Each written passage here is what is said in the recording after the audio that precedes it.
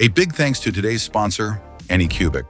I've been using the Anycubic Kobra X for over 100 print hours, and honestly, zero issues, no tweaking, no frustration.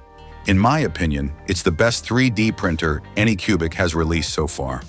What really impressed me is the new AC Gen 2 technology. The multicolor system is built directly into the extruder head, so there's no bulky external unit. Less hardware, more space, and a much cleaner setup.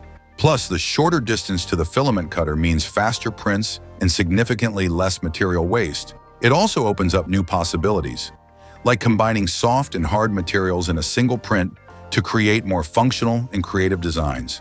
So, looking for a 3D printer?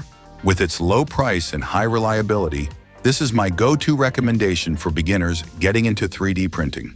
Smooth, reliable, and efficient. Exactly what you need. Check the link in the description for more information.